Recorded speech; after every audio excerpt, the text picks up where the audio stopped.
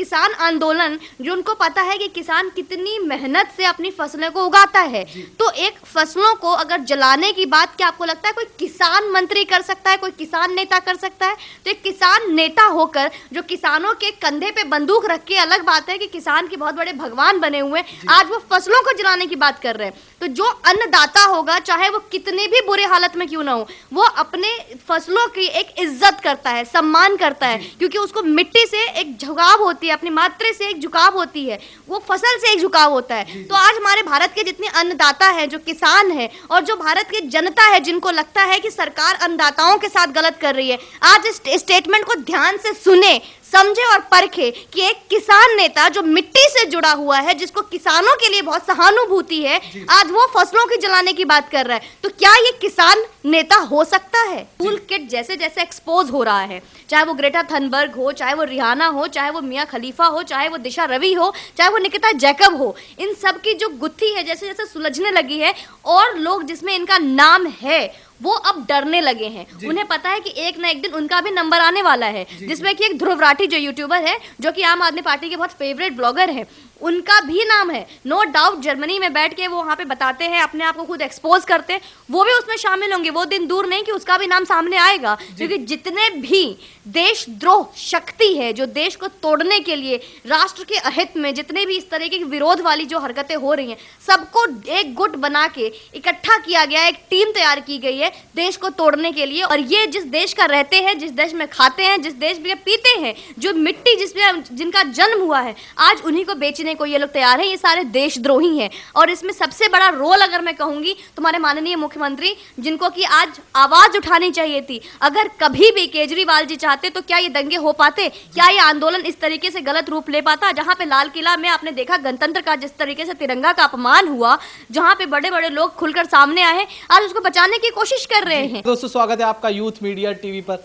आज जो किसान रेल रोको आंदोलन करने वाले थे, वो एक तरीके से फेल होता हुआ नजर आया, और राकेश टिकैत जो है अब बंगाल इलेक्शन में कूदे हैं। बंगाल पहुंचकर वहां पर किसान आंदोलन करने की बात कर रहे हैं। इस पर चर्चा करेंगे सुमन पांडे जी से कि वो क्या सोचते हैं इस मुद्दे पर, और किस तरीके से देखते हैं अब जहां इलेक्शन वहां किसान नेता पहुंच रहे हैं। बात करते हैं और आपको बताते हैं कि वो क्या सोचते हैं। मैम, किस तरीके से देखते हैं? बंगाल इलेक्शन नज़दीक है और राकेश टिकैत किसान नेता बोल रहे थे कि हम राजनीति नहीं करना है, अब बंगाल पहुंच रहे हैं। देखिए, अब उनको पता है कि उनको थोड़ी सी लोकप्रियता मिल गई है। जहां पे इस आंदोलन से पहले कोई राकेश डकैत का नाम भी नहीं जानता था, आज जन जन में और गांव गांव में और शहर शहर तक, और इतना ही नहीं, अब तो भाई मियां खलीफा और अंतर्राष्ट्रीय लेवल पर भी बड़ी बड़ी पॉर्न स्टार तक उनको जानने लग गई हैं कि ये कौन है राकेश टिकैत। तो जहां इतनी लोकप्रियता बन गई है, जहां इतना फैन फेमस हो गए हैं, तो वो कुछ भी करेंगे। अब वो बंगाल से लड़े, यूपी से लड़े या आसाम से लड़े, जहां भी कांग्रेस उनको पुश करेगी, जहां पे भी उनको खालिस्तानी प्रेशर मिलेगा, जहां पे भी मोटी फंडिंग होगी, वहां पे वो छल पड़ेंगे, वहां पे वो चले जाएंगे। ये सारा खेल पैसे का है। अभी तक जो ये किसान आंदोलन चल रहा था, किस पे चल रहा है? पैसे पे चल रहा है। तो अब अगर फंडिंग उनको यहाँ दिल्ली की बजाय अगर बंगाल में हो जाए, तो इसमें क्या गलत है? दिल्ली की बजाय बंगाल में बैठ जाएंगे। तो ये सारा चीज पैसे का है। जहाँ की फंडिंग, जहाँ लोकेशन डिसाइड, जहाँ पे टूल किट आपने देखा ना, टूल किट में तो ये चीज डिसाइडेड है कि किसको क्या ट्वीट करना है, किसको क्या हैशटैग यूज करना है। तो राकेश टिकैत का डिसाइडेड लोकेशन भी कंफर्म्ड होगा, और एक वो भी टाइम के हिसाब से। तो अगर वो बंगाल में उतर भी जाते हैं तो उसमें कोई बड़ी बात नहीं है, क्योंकि उनको किसान के आंदोलन से, किसान के किसी समस्या से, किसान के किसी समाधान से, किसान के किसी बजट से या किसान के किसी बिल से कोई लेना देना कभी था ही नहीं। सिर्फ एक नाटक था, और ये बहरूपिया चेहरा आप देखिए, देखने को मिल भी रहा है। अब जहां बॉर्डर पे आने जाने की इतनी दिक्कतें हो रही थी, इतनी प्रॉब्लम हो रही थी, अब बॉर्डर साफ दिख रहा है, रोड खुल रही है, बैरियर्स हट गई हैं, लोग का आवाजाही वहां पे शुरू हो गया। क्योंकि अब वहाँ के जो किसान थे, जिनको कि अब सच में नुकसान हो रहा है, क्योंकि इनका तो गन्ने क्विंटल क्विंटल बहुत तोला रहे हैं, सारा चीज इनका भरा हुआ है। पहले भी ये करोड़पति थे, अब और अरबपति हो गए हैं। तो उनको कभी भी किसी चीज की कमी नहीं थी। अब जो उनके पीछे जिन्होंने अपना समय बर्बाद किया, पैसे बर्बाद किया, जिन्होंने राकेश टिकैत को भगवान का दर्जा दे दिया, उसमें से कुछ होंगे जिनको आज रिग्रेट हो रहा होगा, पछतावा हो रहा होगा, और जिनको नहीं हो रहा है वो कुछ दिनों में हो जाएगा। जी मैम, राकेश टिकैत ने कहा है कि जो अगर जब तक बिल वापस नहीं होता तब तक हम लोग नहीं हटेंगे, और जो हमारी फसलें हैं वो भी हम जला देंगे। इसको किस तरीके से? देखिए, आपके दोनों स्टेटमेंट को मैं थोड़ा करेक्ट करूंगी। पहला स्टेटमेंट उन्होंने ये कहा कि अगर ये बिल वापस भी हो गया तो भी ये आंदोलन खत्म नहीं होगा। अगर आप देखिएगा, एमओ धलीवाल जो खालिस्तान संशोधन का पूरा एक फंडिंग करता है, उसने उसकी एक वीडियो वायरल हुई थी, उसमें उसने ये भी बोला था कि अगर ये किसान आंदोलन खत्म भी हो जाए, सरकार बिल खारिज भी कर दे, तब भी ये खालिस्तान आंदोलन चलता रहेगा, वो हिंदुस्तान को खालिस्तान में बदल देंगे। और उसी का समर्थन करते हैं राकेश टिकैत। और राकेश टिकैत खुद ये कहते हुए दिखे थे, इनके वीडियोस और ऑडियोस बहुत वायरल हुए थे, जहां पे उन्होंने खुद बोला था कि किसान आंदोलन नहीं खत्म होगा, चाहे वो बिल वापस भी ले लिया जाए। दूसरा, जहां आप बोल रहे हैं कि इतना नुकसान हुआ है और ये जला देंगे, तो इनका कुछ नुकसान नहीं हुआ है, क्योंकि इनका नुकसान हो ही नहीं सकता। नुकसान के लिए ये नवंबर दिसंबर से नहीं बैठे रहते, आज 3-3.5 महीने हो चुके, नहीं बैठे रहते। ये नुकसान होगा उनका जो किसान का है।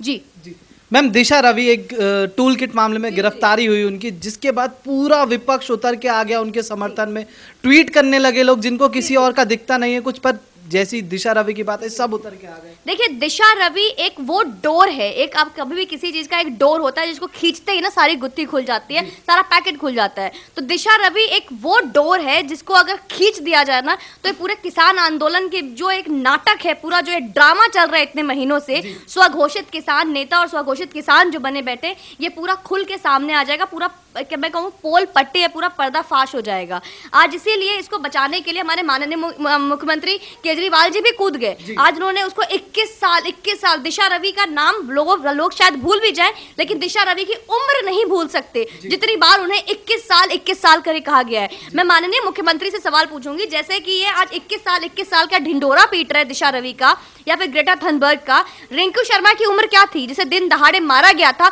उसकी उम्र क्या थी? उसकी उम्र नहीं बताएंगे, क्योंकि इनका उम्र का खेल से समझ में हमारे नहीं आता है। इससे पहले भी जब निर्भया केस हुआ था, तो आपने देखा होगा निर्भया केस में भी जो एक माइनर था, उसके उम्र को लेके इन्होंने खेला। निर्भया के साथ क्या हुआ वो नहीं दिखा था इनको, उसके उम्र के साथ दिखा। जो माइनर था उसको क्या किया इन्होंने, और मशीन दे दी, उसको और हेल्प कर दी, मदद कर दी, और वो आजाद है।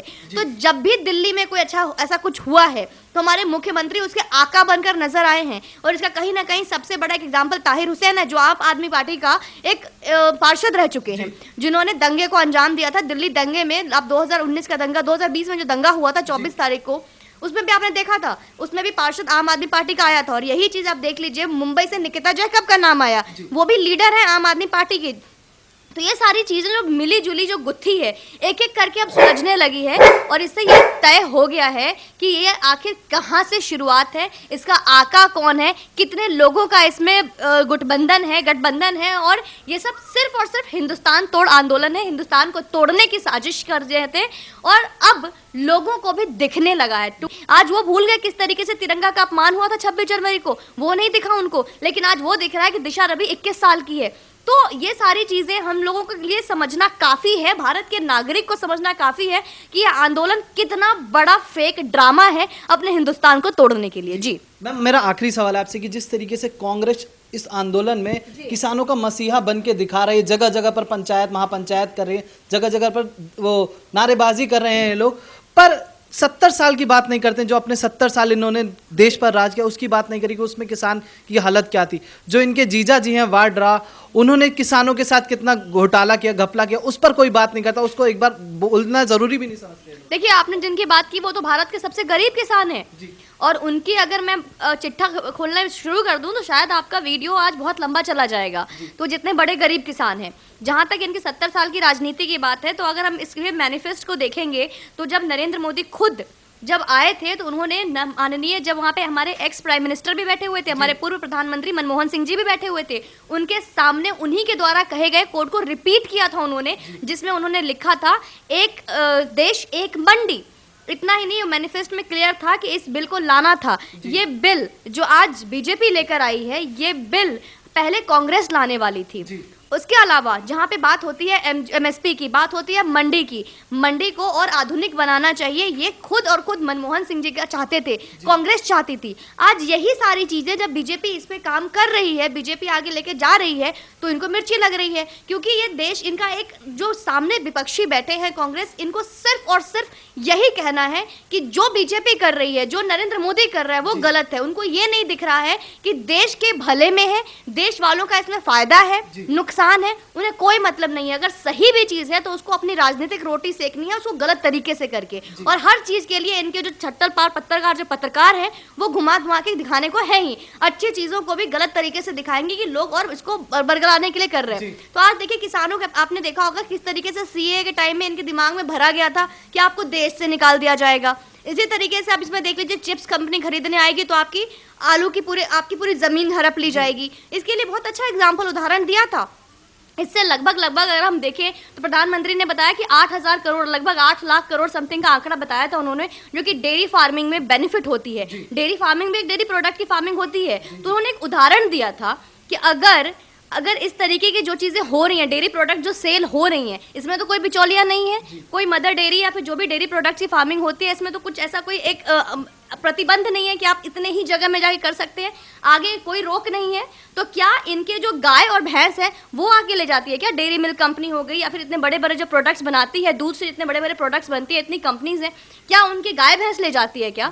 तो मोदी जी ने बहुत अच्छी बात बोली थी कि जब एक शादी होती है तो उसमें बहुत सारे रिश्तेदार आते हैं, हर कोई जरूरी नहीं है खुश हो, हर कोई जरूरी नहीं है कि लड़का या लड़की की तरफ से सब खुश हो। कभी ना कभी हर शादी में आप कहीं भी उठा के देख लीजिए, एक फूफा या फिर एक मौसा मौसी मुंह फुलाए हुए दिख ही जाते हैं, और साथ में हमें उनको भी देखना है जो शादी में बाराती लोग पागलों की तरह नाच रहे होते हैं। तो इसी तरीके से बिल की कहानी है, वो लोग भी हैं जो इस बिल से बहुत खुश है, जिनको फायदा हो रहा है, जो कि इस चीज को लेकर अपना आंकड़ा सेट कर चुके हैं कि मुझे इतना फायदा भविष्य में होने वाला है इस बिल की वजह से। तो उनके बारे में क्या, वो किसान नहीं है? ये जो बैठे हैं इतने लोग बस वही किसान थे? तो ये सारी आंकड़े हैं जो हमें भारत के देश के जनता को, जो कि अन्नदाता के नाम पर एक सिंपैथी गेन जिन पर किया जा रहा है, उनको समझना होगा कि आखिर कहाँ सही है कहाँ गलत है। क्योंकि ये मैं फिर से बोलूंगी, एक वोट देने मात्र से ही कि आपने बीजेपी को इलेक्ट कर लिया या किसी XYZ किसी सरकार को चुन लिया और आपकी जिम्मेदारी खत्म हो गई, ऐसा नहीं है। आपको अपनी जिम्मेदारी, अपना दायित्व खुद उठाना होगा और देश हित में क्या है